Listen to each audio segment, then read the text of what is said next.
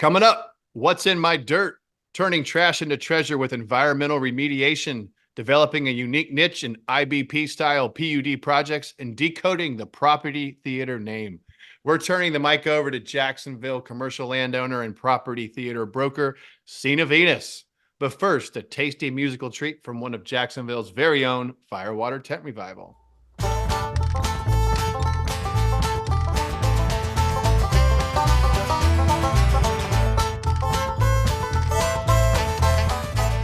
Hello, Jacksonvillians. I'm your host, Ian Brown. This is the Jacksonville Commercial Real Estate Show, where we bring you dynamic local entrepreneurs, deal makers, and thought leaders ready to dive in and unpack the local commercial market so you can invest with greater confidence and accelerate your success. This show is lovingly produced by yours truly and Yield Coach Capital. To stay up to date on Jacksonville's nuanced commercial real estate market, real estate events, as well as investment opportunities, go to investwiththecoach.com. Answer a couple questions and join the team. In exchange, you'll receive 107 questions to ask a deal sponsor, so you'll be armed and dangerous when underwriting your next real estate investment. But enough from me. Today, I'm here with Jacksonville commercial landowner and property theater broker, Sina Venus. Sina, welcome to the show. Thank you, sir. Honored to be here.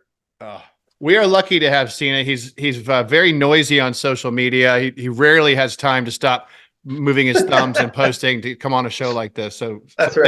Thank you. You're blessed. Yeah, of course, that was facetious. I went on Sina's LinkedIn before we started, and he has 0 posts. So this is a big move. It's a big move.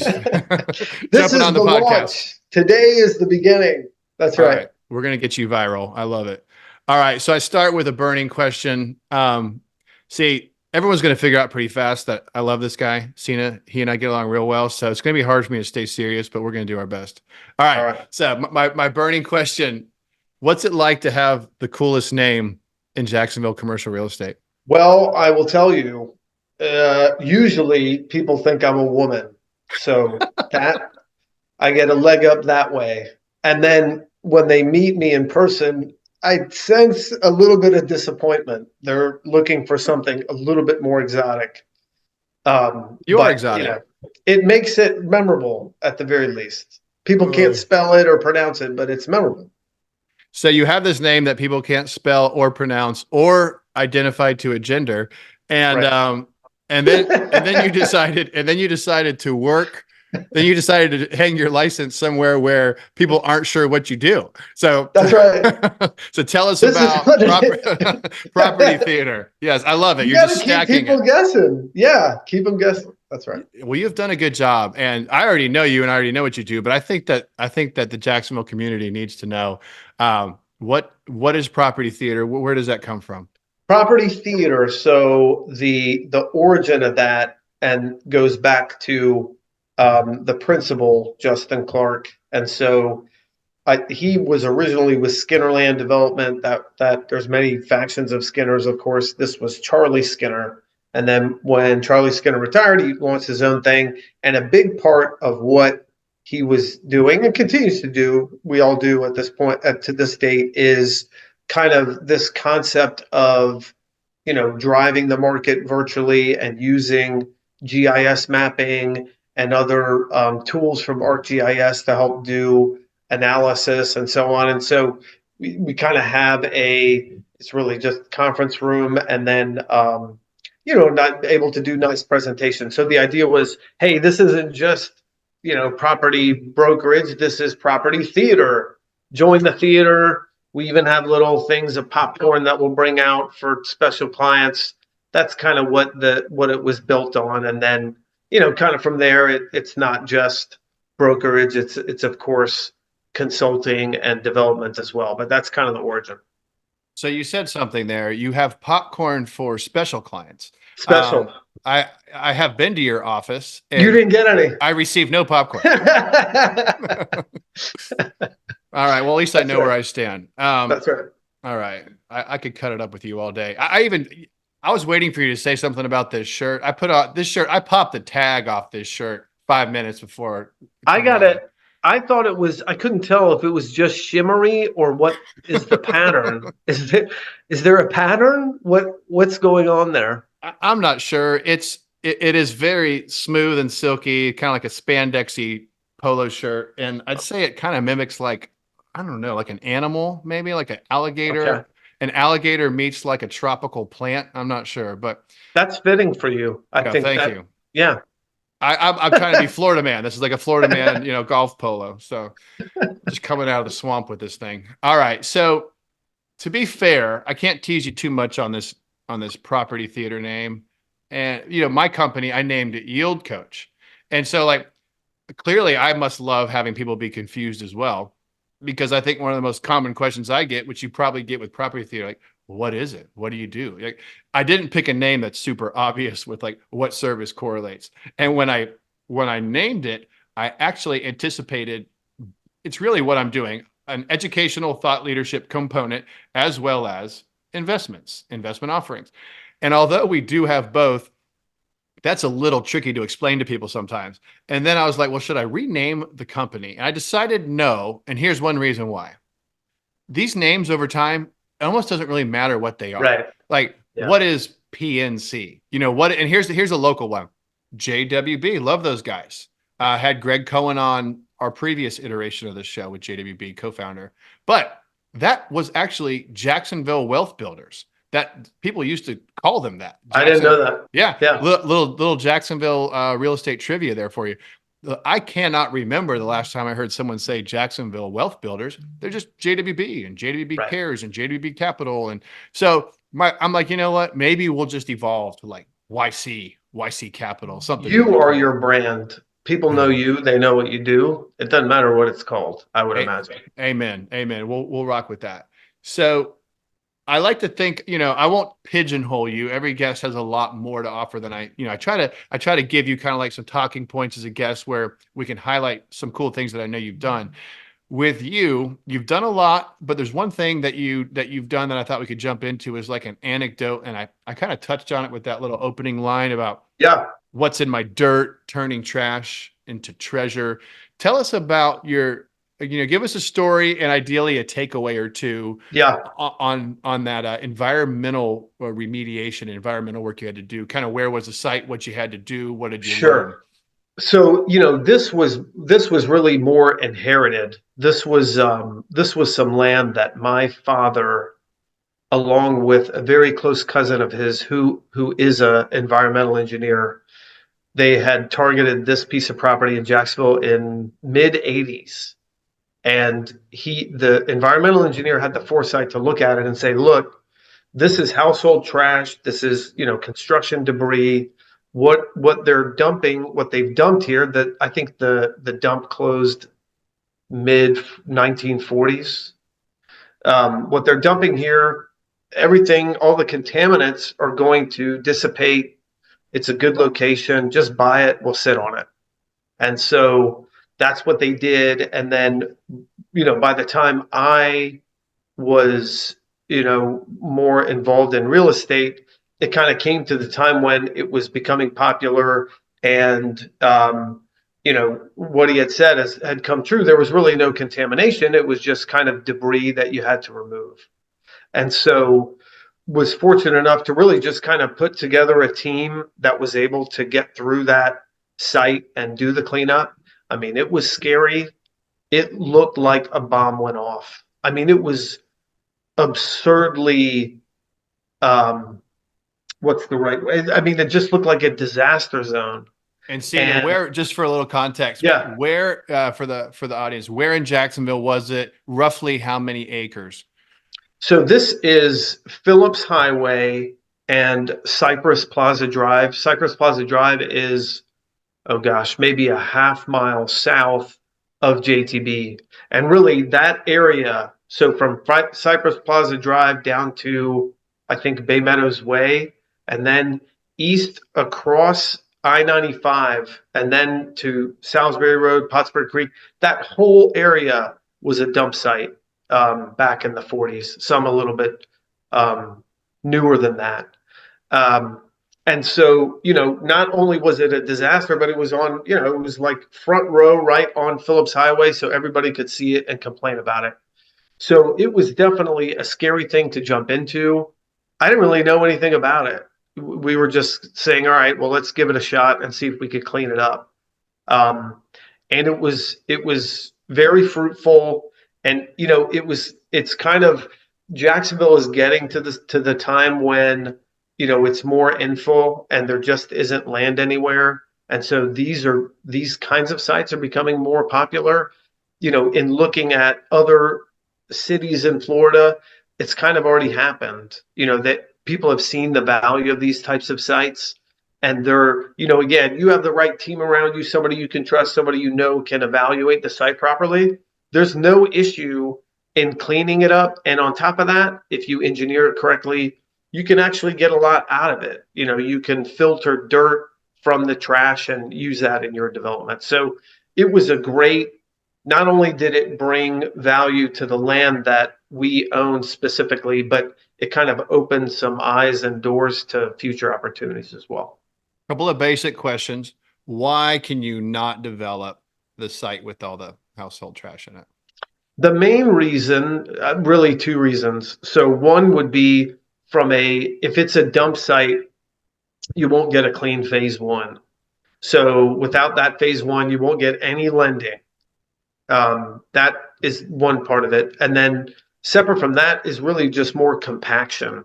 So the way that they would do these sites, and I guess, it depends, some sites are different, but generally they would do trench and fill. So they would dig this huge trench, throw the trash in it, and then cover it up with dirt. And then you might have a couple of layers of that. So you could be down 20 feet, a 5-foot cell of trash, a layer of dirt, another 5-foot cell of trash, another layer of dirt, etc. And so you can't put a building on that. Obviously, it'll collapse. So that's why you've got to go in and remove the trash, filter the dirt, and then compact the land as you put it back. Did you guys consider just maybe like a village of yurts? I'm always partial to a yurt. Yeah, yeah. I'm just trying to be a problem solver here. That's always, that's one way you could go.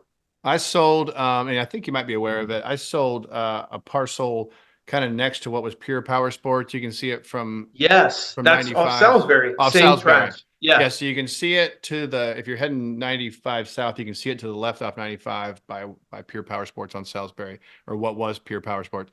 And it had household trash all through it. And I'm really, that we all had the ones that got away, but that property, it had a lot of uplands and it had household trash in it. But all the people that called me on it, this is a little while ago, this is probably 7 years ago. Everybody calling me on it wanted to do either industrial development, and the soils just, the soils wouldn't allow you. Like you said, the compaction, you would have to dig it all out. And then there was one group that ended up buying it, and they have just done like surface storage and like palm trees and like a commercial wholesale nursery with all this land. And I cringe to tell you what they paid, 500 grand. Yeah. That was wasn't that tract like 20 acres or something like that? Over 20 upland cleared. Yeah. Wow. So it was just one of those things. It's like people got so scared. That's why I wanted to bring this up on today's episode. People get very intimidated by the word environmental, any environmental issue. Well, the environmental issues, and I'm not going to purport myself to be an environmental expert. I just kind of know what I've known as I've come in and out of deals over the past 18 years, but they're not all created equal. Not all these risks are the same.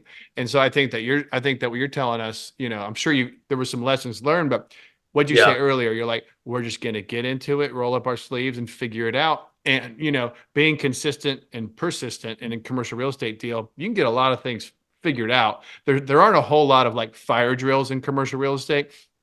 I like what there's a kind of a joke in like the land use lawyer world, like, there are no land use emergencies. So if you do that kind of law, you don't have a client, calling you for bail at 1 a.m. Right. But, commercial real estate, barring some like tight deadlines, I mean, things get a little hectic with lending and underwriting and usually just contract hurdles. But once the deal's closed, there's not usually a whole lot of fire drills. So if you're willing to keep like eating the elephant one bite at a time, removing the trash one sack at a time, you might be able to get there. That's the tough part. Like you said, there is risk. There's a little bit of an unknown. I mean, if you hit contamination, yeah, that's a whole different set of problems. So there's issues to run through, but it's just like with anything. You've got to, at least in my, you can play it safe, but your ceiling is going to be lowered. At some points you just got to, jump in and make a calculated risk, but jump in and try to get something done. And it should help you in that instance and in the future. I mean, just generally. And with that site that you just described, Sina, what is or was the development plan for that site? So, the original site, it's funny, we cleaned up the frontage. That was about about 10 acres. And so we had an immediate buyer um, who built Flex Warehouse Development. And the person that built Flex Warehouse Development was Property Theater. So that's how I kind of got involved and working with Property Theater was that specific deal. But then beyond that, it was not only did we have clean land to sell, it kind of showed people that, hey, look, this isn't difficult. You can do it. So we were able to actually sell land with trash in it, as well as, clean it up as at a premium. And so to date, I think we've sold a total of, gosh, I would say around 30 acres out there. And what do you have left, if any? We've got all we have left at this point is the frontage parcel, which is about 7.5 to 8 acres. And the only reason that hasn't sold is because I'm trying to develop it myself. Okay, gotcha. Um, in that world of development, I have another thing in mind to bring up with you, and that is you have somewhat created, or you and Justin and Property Theater. I think you're somewhat pioneering in this development of this. I called it IBP style PUD. Yeah. And I know that's a lot of acronyms for those of you that don't speak Jacksonville Commercial Zoning Code. IBP is industrial business park, and then a PUD is a site-specific commercial plan. So what I'm saying when I say that is a site-specific drawing that kind of resonates or draws inspiration from IBP zoning code. But I'll pause there because I've seen you come before Planning Commission. I've seen you work on some of these projects. So tell me kind of how you came into that type of project and what led to needing almost like this new version to circumvent or work with Jacksonville's zoning code. Right. Well, the first, I guess, the most recent example of it was actually St. Johns County. And I think we were just fortunate. Some of it was just kind of timing, and it was at the time of COVID, as well as, just kind of this, along with COVID, this movement towards, distribution and shipping and, receiving and so that was definitely part of it. And then another, just for St. Johns County specifically, they were so starved for commercial. And then it really, a lot of it was around kind of fitness and sports and training and those types of uses. So what you ended up with is you had all these different needs, but they traverse different zoning codes. And so it just didn't work. And you couldn't take a traditional, like light industrial type development and apply that and get the uses that people wanted out there. And I think thankfully the council and St. Johns County, they listened. They understood that, look, this is kind of a gap here. And so we were fortunate enough when we did our PUD, the uses that we included. Now, of course, the land use was a mixed use land use, so it allowed us to do some of this. But we pulled zoning from different areas, and the county saw it as a benefit. I think that was rare. I'd love to take credit for it and say it's all mine or Justin's presentation skills, but Go right ahead. yeah, so that was definitely part of it. But but I think a lot of it was just kind of them looking and seeing what was happening at the time. You know, they had this explosion of residential growth and development, and not a lot of commercial, and so I think they were receptive to it. And I think, you know, with that allowance, it hasn't been abused. This is absolutely a need, and the development, you know, it kind of fit towards that need. We didn't skimp on parking. We didn't make that an issue. That's usually what you run into with higher intensive uses. So I think it worked out there. And now that, you know, you've kind of got this precedent of, hey, this works. This is what people want. This is what people need. Um, you know, we're looking to expand upon it. We had one that was kind of similar, you know, next to the land that we cleaned up for trash. Um, we did one over there as well. And, you know, from that one to the one in St. Johns County, we just kind of expanded the uses, and it's turned out well. So we continue to look at opportunities for that type of development, not only Jacksonville. I know, Ian, you and I talked about other sites as well in other cities as well. I think it's a real gap and a need, you know, to kind of have this more flexible space.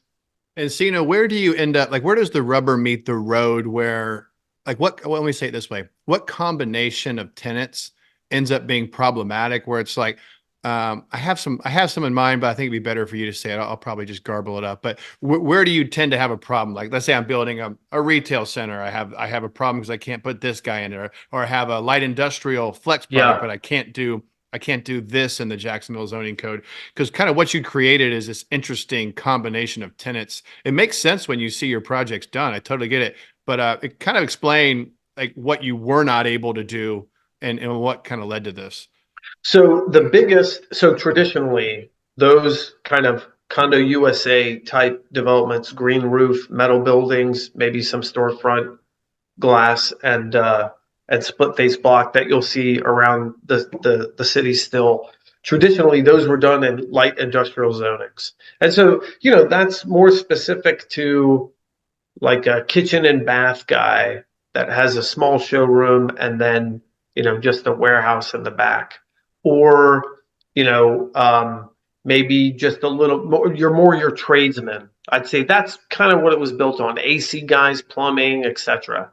And so what we started to see was you had these people that weren't industrial, but they weren't retail. It wasn't like all the way retail. The best example that keeps coming to mind is sports fitness. So like, um, whether it was gyms or you know, jujitsu or batting cages or you know, just things along those lines. They didn't really have a home. It's not really retail. It's not industrial either. So that was kind of the one that really fit in this hybrid type model. But not only that, it was, you know, you just started to see more and more companies having a need for a distribution component.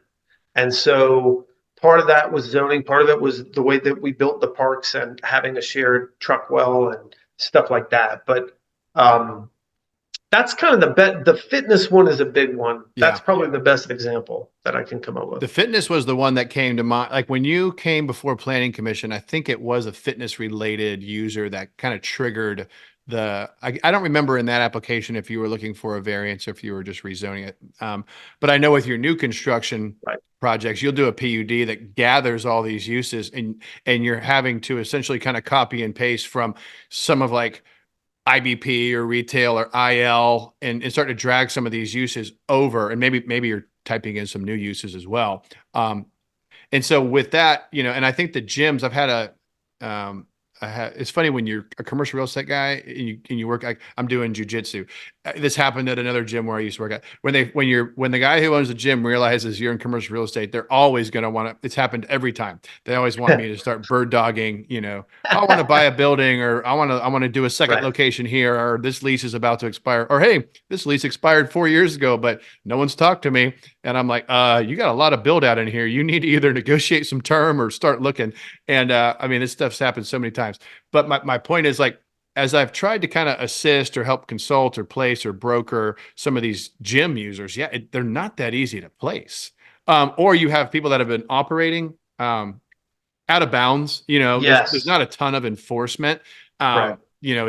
For the most part, Jacksonville's code is complaint based. I mean, that's what they'll tell you, it's complaint based. I'm not sure who owns Right. complaint, but yeah. So you have people that are like kind of flying under the radar for a long time, and then they go to get a COU at a new place, or with you, you're doing new construction. I mean, you don't want somebody to come in and do a bunch of build out for like a pole alt fitness, vertical fitness studio or jujitsu or whatever, and they can't get their COU.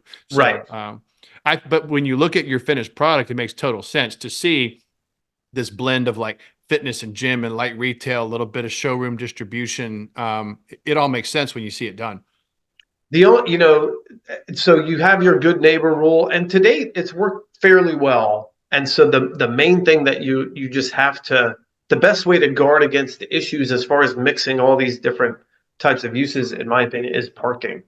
As long as it's parked appropriately, who cares if the Mhm. guy next to you is, you know, has a, if you have a fitness guy next to, a plumber, they don't care.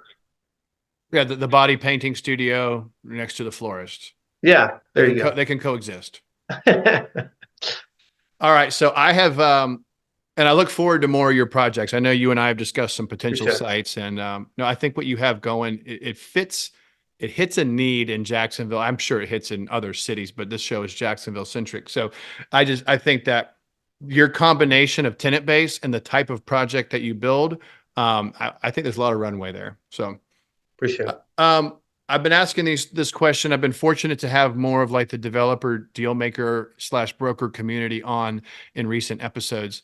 So I'm going to ask you a question I've asked others just to get your take on it. And it's the classic kind of crystal ball question. So, All right.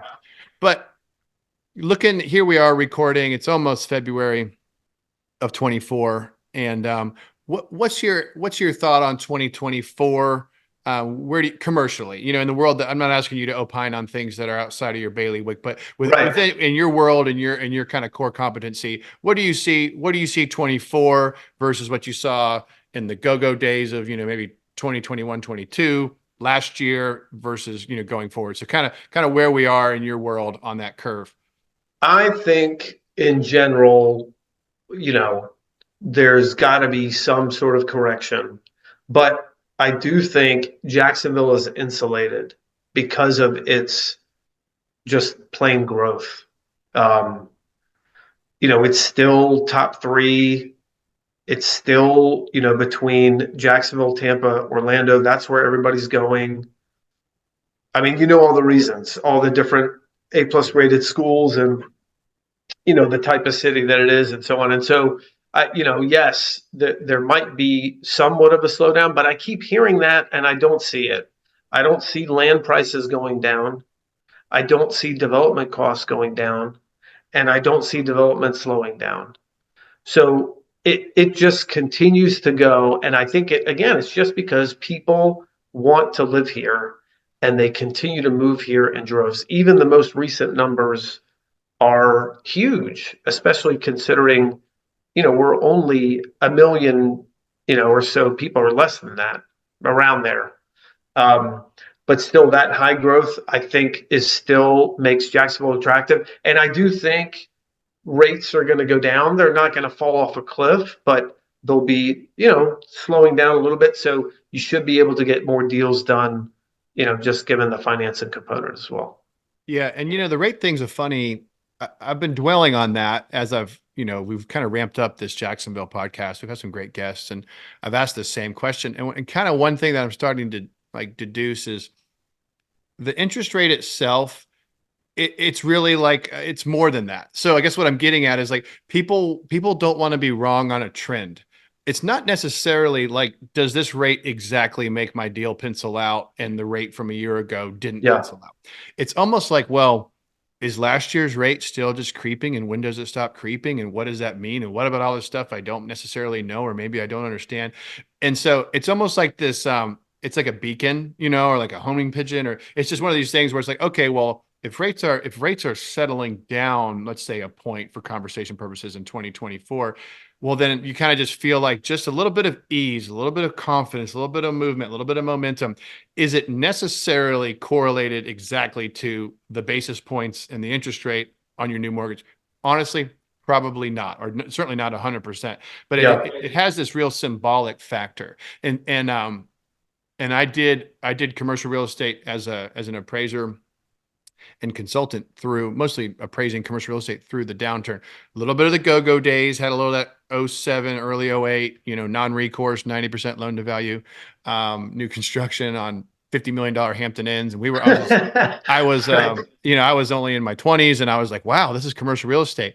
And, but then I appraised right through the downturn, bunch of bank owned property and I've said this before and I'll say it again. I just don't see, we were losing so many jobs when I was appraising in my 20s. So I would get the new order from the bank to go appraise whatever, the retail center, the apartment, the marina, Yeah. whatever. And at the same time, the news is we just lost 500,000 jobs this month. Next month, we just lost another 500,000 jobs.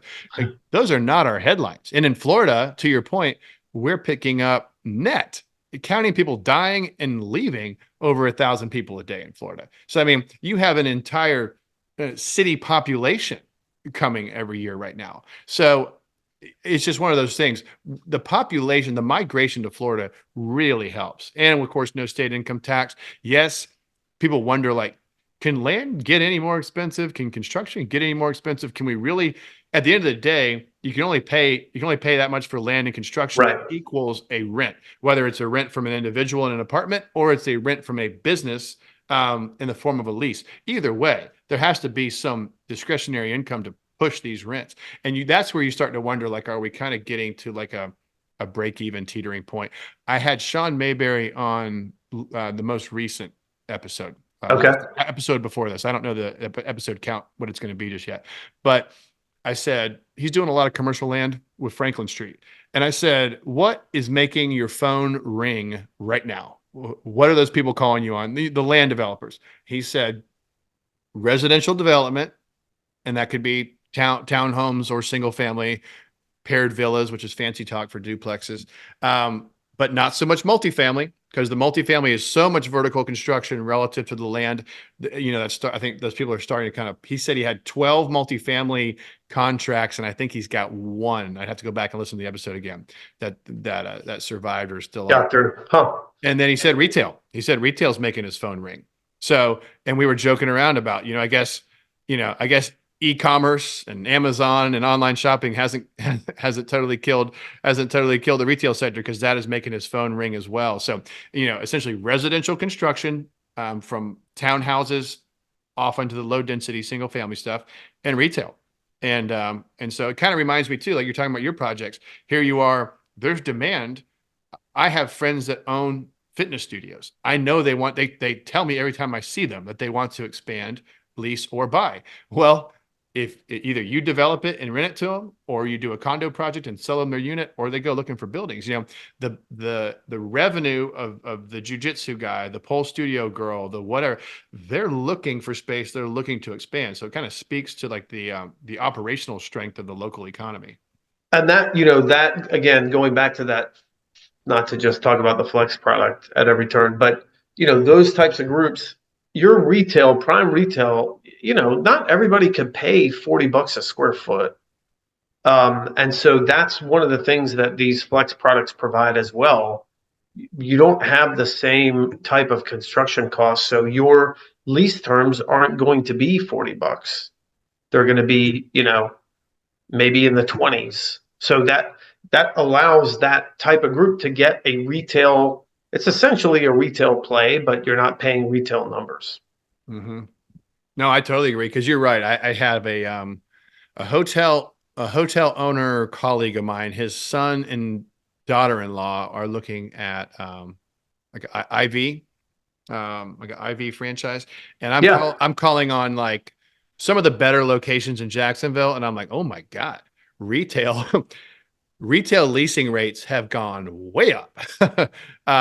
So, and I'm not saying that they're not justified necessarily. You have to kind of see the traffic right. and the demographics and the sales per square foot and all that. But My Lord. So, I mean, I was getting quoted in some locations at 50 a foot plus triple nets that are high single digit. And, and some others. Golly, Yeah. And crazy. so yeah. And like, there's not that many businesses and tenants that can stroke that type Pay of that rent. So price. yeah. Yeah. So I think your product definitely serves a great niche. All right, This is Cena. just Yeah, one go other ahead. thing, and I know just to touch on it real quick, just by, I have been kind of insulated historically, just kind of insulated in doing work in Jacksonville, Northeast Florida, not really looking beyond that. And recently, we've had the opportunity, we're doing things in other cities in Jacksonville and even outside of the state. And the one thing that blows my mind is just land cost. So, like traditionally, even end user land for, big warehouses, for example, you're maybe ideally you're $5, $6, $7 a square foot on the land. You go to Tampa or Orlando, it's $20 a square foot for industrial land, which here, like we sold a prime piece in St. Johns County, raw land, prime piece on Racetrack Road. That was about $20. And that was for that's like a retail, maybe some high-end residential type number, which is a very high number. But that anywhere else in these other cities, it's nothing. And so that's why, you always talk about the residential side of it, where all these people come from, wherever, Miami or California or Texas or New York, and they look at the home prices and they're like, yeah, whatever, $2 million for 2,000 square foot house, that sounds like a good deal. I think you start to do the same on the land side as well. Yeah. It is all perspective. I have a brother that lives in Idaho. He teaches at University of Idaho, and I'm sorry, his wife teaches there. He teaches at Washington State, and people come from California or they come from Seattle or wherever, and they're like, "Wow, this is quaint. There's mountains. It's calm. And there's actually kind of some cool stuff to do. A little slower pace of life. Everything just looks to be half off. So it's just this like kind of buying spree. Right. Yeah.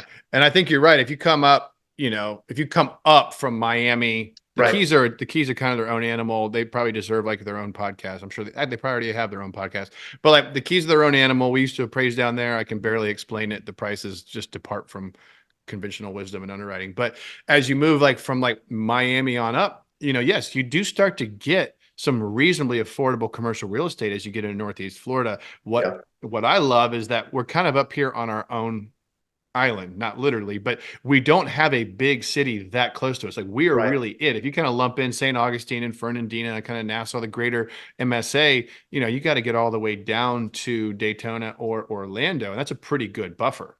And so I noticed some developers or investors, they just haven't made their way up to Jacksonville, but we're certainly seeing that, Yeah. we're on the map.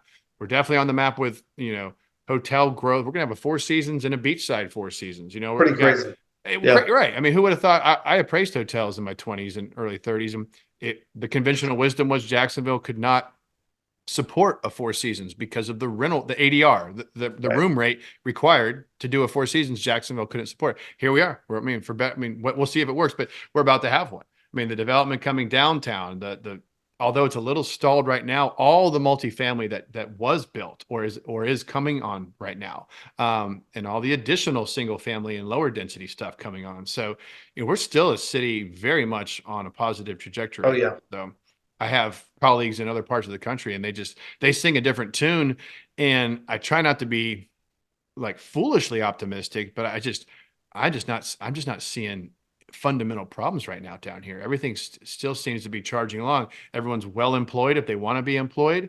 There's land getting taken down. There's people that want to buy the houses when they come online. So, off we go. I had John Rutherford from NAI come on, and he told me we had back-to-back years of almost 40,000 new jobs each year Wow. in Jackson. I mean, and so you kind of wonder how some of these Class A apartments were leasing up. Well, if he's right about his There you numbers, go. yeah, Yeah. that would make sense. We're not bringing that many apartment units online. So, and young professionals tend to rent those types of apartments. So, all right, man, it's been a good time. I'm going to take you down to some fun little closing All questions right. that I ask everybody. Let's do it. The world wants to know, Sina Venus, why do you love Jacksonville?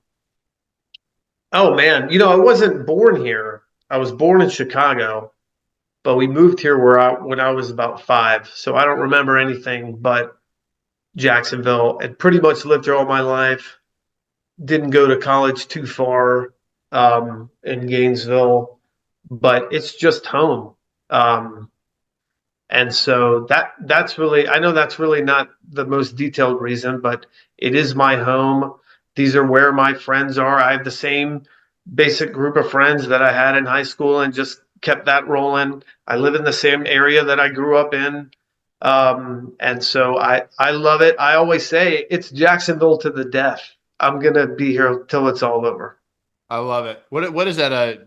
Duval till we die. I got to get you some. Yeah. See, yeah, that's probably a catchier way to say it. Hey, I didn't mean to take your thunder. It was a good answer, but I might have to get you one of those Duval till we die shirts. All right. Your favorite local restaurant? The best restaurant in Jacksonville. That's not what you asked me, but I'm going to tell you. I want the world wants to know. The best restaurant in Jacksonville is Picasso's in Mandarin. That is the I've best. never even heard of it. Best pizza, and that dude is a great chef.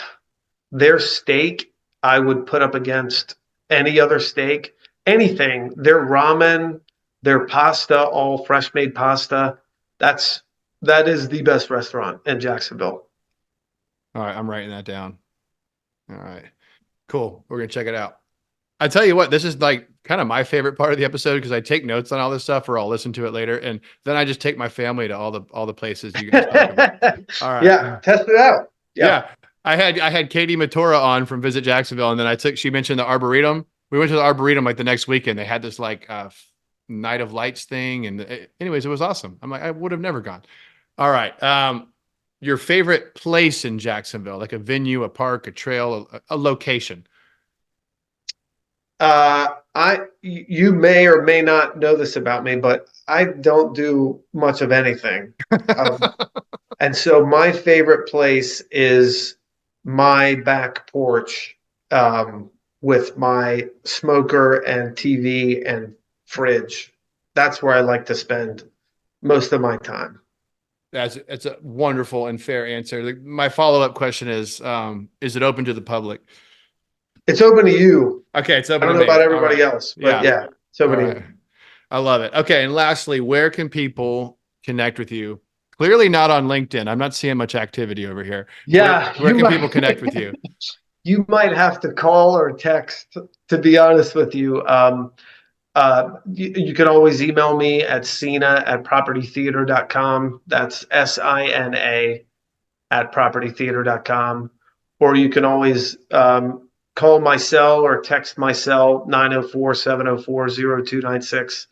You're about to get blown up. He just put the cell out there. I love it. Yeah, I better turn this off. But yeah, unfortunately, I do have other social media listed, but maybe next year I would get back to you. So yeah, we'll make that a 2025 goal. We'll get your first. There you go. Your first LinkedIn. Well, you got to help me out. I'll help you out. We'll give you some media from this podcast, and I'd like to see your first post. Sammy, our producer, will make you a nice little nugget. Yeah, we'll make you a nice little nugget, and you can put it up on LinkedIn. All right, I like it. We'll smile together. All right, it's been fun, man. I'm gonna bring it home now. All right, everybody, please rate, review, and follow us on whatever podcast platform you're enjoying today. It makes a huge difference. Allows us to bring you quality guests like Sina today. As I mentioned at the top of the show, to never miss a beat, go to investwithacoach.com, answer a couple questions, join the team. If you are into social media, as much as Sina is, we are Yield Coach on Instagram, Facebook, LinkedIn, and YouTube. And that's a wrap on today's show. I really enjoyed this one. I was kind of buzzing. I was pretty pumped up to have Sina on the show. I love this guy. I'm your host, Ian Brown, signing off and reminding everyone to lace up and leave it all on the field. Yield Coach out.